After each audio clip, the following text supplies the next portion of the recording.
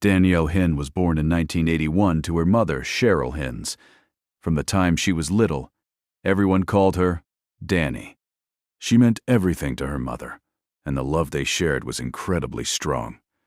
On September 21, 1996, 15-year-old Danielle left her home in Belgrade, Montana. She planned to spend the day fishing at Cambridge Fishing Access, a quiet place she often visited. For Danielle, it was a peaceful escape, just another calm day by the water where she could enjoy nature alone. But what began as a normal outing quickly turned into a disturbing mystery. When Danielle didn't return home later that day, concern began to grow. Searchers soon located her truck parked near the fishing access point. The vehicle was unlocked, and there were no obvious signs of a struggle. Yet Danielle herself was nowhere to be found. As the hours passed and daylight slowly faded, the search intensified. Fear for her safety continued to rise with every passing moment. Tragically, those fears soon became reality. Several hours later, Danielle's body was discovered in shallow water not far from where her truck had been left. She was lying face down in the water. The signs of an attack were unmistakable, and the way she died was both horrific and heartbreaking. Investigators later determined that Danielle's final moments were filled with terror. Her attacker had violently forced her head into the muddy ground, holding it down until she could no longer breathe. As detectives carefully reconstructed what had happened, they concluded that Danielle had been suffocated. Her head had been pushed into the mud until she choked and died.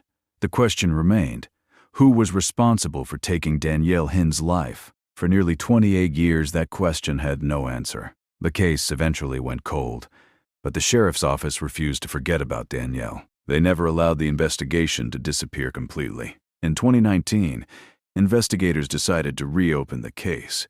Advances in forensic science gave them hope that new technology might finally uncover the truth. Evidence that had been preserved for decades was sent to a modern forensic laboratory in California, where specialists began carefully reanalyzing it.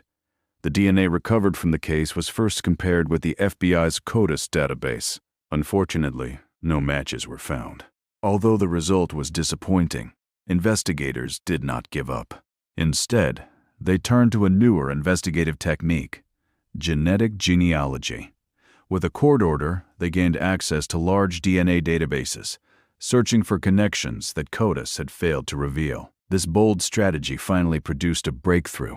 A DNA match led investigators to a man named Paul Hutchinson, a 55-year-old resident of Dillon, Montana. In July 2024, detectives went to Hutchinson's home and questioned him about Danielle's case.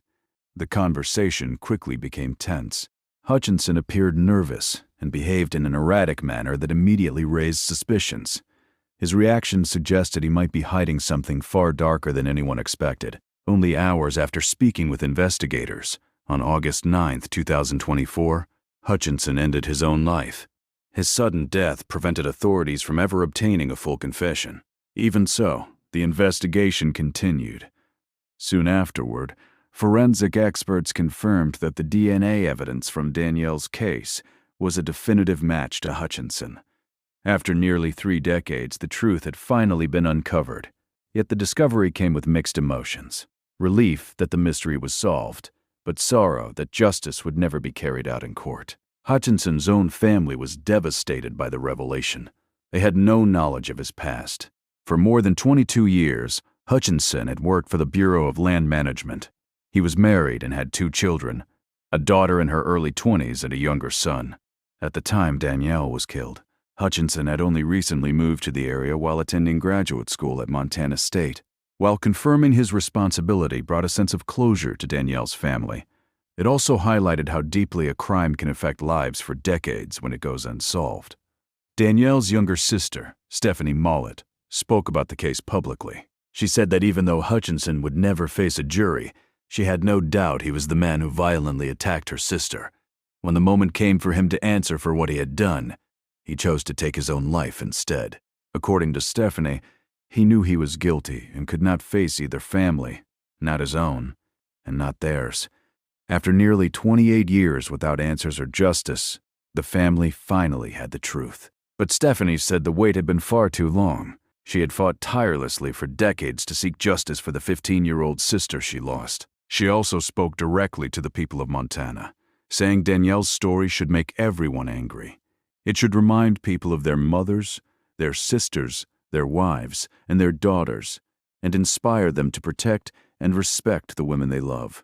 Paul Hutchinson's wife, Chrissy, later released a public statement. She said their family was heartbroken to hear the news and expressed sympathy for Danielle's family. She also said she hoped they could finally find the closure they deserved. Their own family had already been struggling to cope with Paul's death. In 24 years of marriage, she said, there had never been any sign that something like this might be part of his past. To them, he had always appeared to be a loving husband and father. Learning the truth made their grief even more complicated. She asked for privacy so the family could process what had happened and mourn. Although the investigation into Danielle's case was officially closed, authorities continued examining Hutchinson's past to see whether he might have been connected to any other unsolved crimes. Melissa Patton was born on September 9, 1977, to Carl and Norma Patton. She grew up just outside Atlanta, Georgia, where she shared a close relationship with her older sister, Tina. Friends and family often described Melissa as cheerful, warm-hearted, and trusting. Her personality made it easy for people to love her. After graduating from high school, she married her longtime boyfriend, Christopher Wolfenbarger. The couple eventually moved to another area of Atlanta. Together they had 2 children, a son named Joey and a daughter named Chrissy. Melissa embraced her life as a wife and mother with happiness and devotion. She dedicated herself to caring for her family. The last confirmed contact Melissa had with her parents happened on Thanksgiving Day in 1998. She called from Christopher's grandparents' house and talked about plans for Christmas. Everything seemed perfectly normal, but when Christmas arrived and Melissa never showed up, her family began to worry. Their concern grew even stronger when she also missed her mother's birthday in February 1999, something she had never done before. Determined to find answers, Norma traveled to Melissa's home herself. What she learned from neighbors was deeply unsettling. Shortly after Christmas, the Wolfenbargers had suddenly moved away without telling anyone where they were going. Even more troubling, Christopher never reported Melissa missing and never contacted her family about her disappearance. His silence became impossible to ignore. This behavior was particularly alarming because Christopher had a documented history of domestic violence against Melissa. His failure to alert anyone about her disappearance only increased the family's fears. For Norma, his actions, or lack of them, raised disturbing questions about what had truly happened to her daughter. On April 29, 1999, a horrifying discovery was made in a wooded area near Avon Avenue and Hartford Avenue. Inside a garbage bag thrown into a dumpster was the severed, bleached head of a woman. Just over a month later, on June 3rd, more dismembered remains belonging to the same woman were found in another dumpster, packed inside black trash bags. The torso was missing. Investigators noted that the body had been cut apart with what appeared to be a saw, suggesting a deliberate and methodical attempt to dispose of the remains. The locations where the body parts were found caught investigators' attention. They were extremely close to a glass company where Christopher Wolfenbarger had worked during the late 1990s. This connection raised serious suspicion. Christopher had previously been fired from the company after being suspected of stealing a reciprocating saw, a tool capable of cutting through bone. The proximity of the dump sites to his former workplace, combined with the stolen tool, created a chilling connection. As investigators looked deeper into the case, the details began forming a disturbing picture. The careful dismemberment and the attempt to bleach the victim's head suggested that the person responsible had both the equipment and the knowledge to carry out such a brutal act. Although the identity of the remains had not yet been confirmed, suspicion increasingly centered around Christopher. In 2003, investigators finally made a major breakthrough in the case. Advanced DNA testing confirmed that the dismembered remains belonged to Melissa Patton. The identification was made possible through a DNA sample taken from her father, Carl Patton, who had recently been arrested for unrelated crimes. The discovery brought painful closure to Melissa's family, but it also revealed a shocking secret about Carl's past. Between 1973 and 1977, Carl had been responsible for killing 5 people in Georgia. 3 of those victims were connected to the infamous Flint River killings, which had remained unsolved for years. When DNA evidence linked him to the crimes, Carl eventually pleaded guilty to 4 of the murders in March 2003 and a 5th in May. He was sentenced to life in prison without the possibility of parole. At first, investigators wondered whether Carl might also be responsible for Melissa's death. However, records confirmed that he had already been in prison long before Melissa disappeared, clearing him as a suspect in her case. While this revelation removed suspicion from Carl, it also meant the real killer was still out there. Attention once again turned to Christopher Wolfenbarger. Despite numerous warning signs, investigators struggled to gather enough direct evidence to charge him. For years, he remained the primary suspect, but without formal charges. Finally, in 2024, detectives revisited the case, using new forensic methods and fresh investigative approaches. This renewed effort ultimately pointed directly at Christopher as the person responsible for Melissa's death. On a hot day in August 2024, officers went to Christopher's home in Griffin, Georgia, to arrest him. The arrest itself was strange. When police entered the house, they found Christopher hiding behind a dryer in an attempt to avoid being captured. His desperate attempt to conceal himself only deepened suspicions. Officers quickly placed him under arrest. On August 6, 2024, Christopher Wolfenbarger was officially charged with killing Melissa.